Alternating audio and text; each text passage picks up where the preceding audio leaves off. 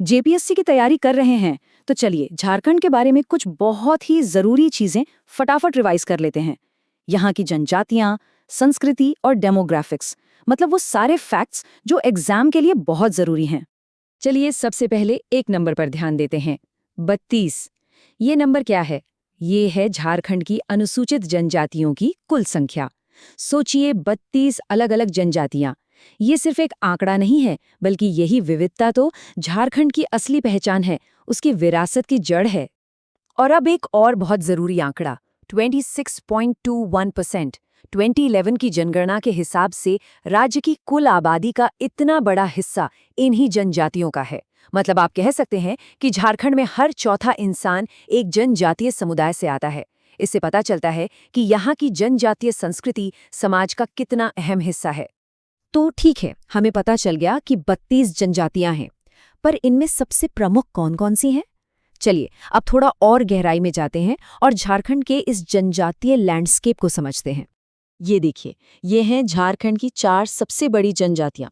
सबसे पहले संथाल, जो सबसे बड़ी जनजाति है और इनकी अपनी लिपि है ओल्ड चिकी। फिर आती है मुंडा जनजाति, जिनसे महान बिरसा मुंडा थे। उरांव की बात करें तो उनकी भाषा कुरुख है, जो एक द्रविड़ भाषा है। और हाँ, हो जनजाति, जो अपनी योद्धा परंपराओं के लिए जानी जाती है।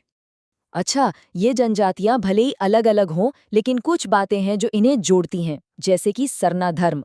ज्यादातर जनजातियां इसे मानती हैं, जिसमें प्रकृति की पूजा होती है। और एक और बहुत जरूरी बात, सीएनटी और एसपीटी एक्ट्स। ये वो कानून है जो इनकी जमीन के अधिकारों की रक्षा करते हैं, जो कि इनके लिए सब कुछ है, इनकी संस्कृति और रोजी रोटी।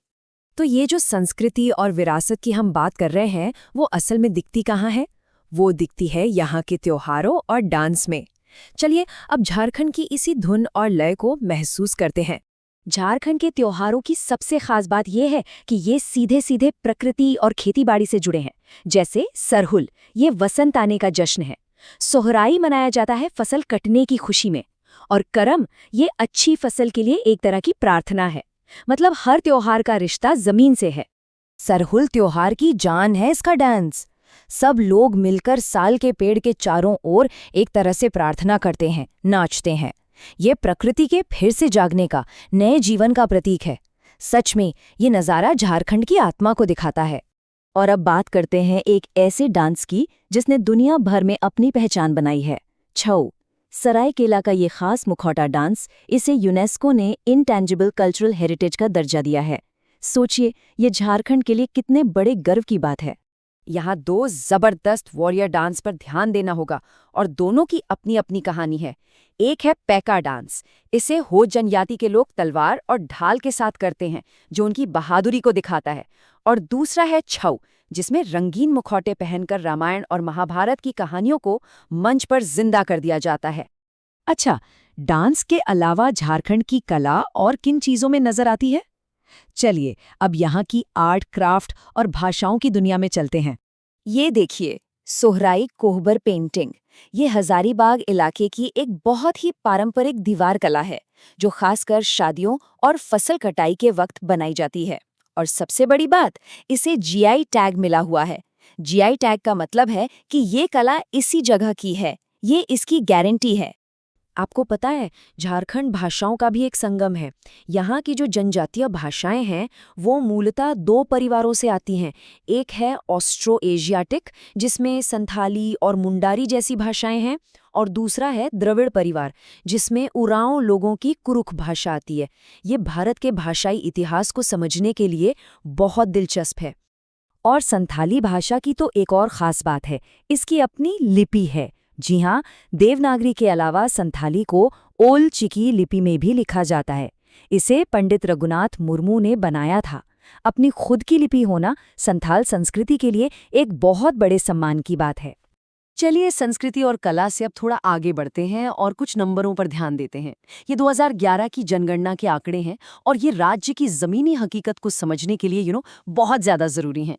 सबसे पहले देखते हैं साक्षरता दर, यानी लिटरेसी रेट। यह है 66.41%।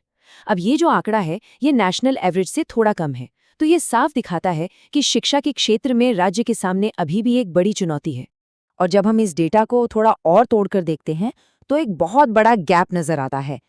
पुरुषों की साक्षरता दर देखिए, लगभग 77% और महिलाओं की सिर्फ 55%। ये जो 22% का फर्क है ना, ये पूरे राज्य के विकास के रास्ते में एक बहुत बड़ी रुकावट है। अब अगर धर्म के हिसाब से देखें तो यहाँ एक बहुत ही अनोखी बात है, वो है सरना धर्म का होना। करीब 12.5% आबादी इस धर्म को मानती है। ये यहाँ की अपनी स्वदेशी आस्था है, जो हिंदू धर्म और इस्लाम जैसे बड़े धर्मों के साथ हमेशा से रही है। और ये नंबर है 948। ये है राज्य का लिंगानुपात, मतलब हर 1000 पुरुषों पर 948 महिलाएं। हालांकि ये नेशनल एवरेज के आसपास है, पर ये आंकड़ा राज्य में महिलाओं की सामाजिक स्थिति और उनके स्वास्थ्य पर कई जरूरी सवाल जरूर खड़े करता है। और आखिर में हम वापस उसी आंकड़े पर आते हैं जहां से हमने बात शुरू की थी। राज्य की 26.21% आबादी अनुसूचित जनजातियों की है। जैसा मैंने पहले कहा, ये सिर्फ एक नंबर नहीं है, ये झारखंड की आत्मा है, इसकी पहचान का आधार है। तो इन सारे फैक्ट्स और आंकड़ों का मतलब क्या है? ये सब हमें एक बहुत बड़े सवाल पर लाकर खड़ा कर देते हैं। झारखंड अपनी इस अनोखी जनजातीय विरासत को बचाते हुए विकास की दौड़ में आगे कैसे बढ़ेगा? परंपरा और विकास, इन दोनों के बीच संतुलन बनाना ही आने वाले वक्त में इस राज्य के लिए सबसे बड़ा इम्तिहान होगा।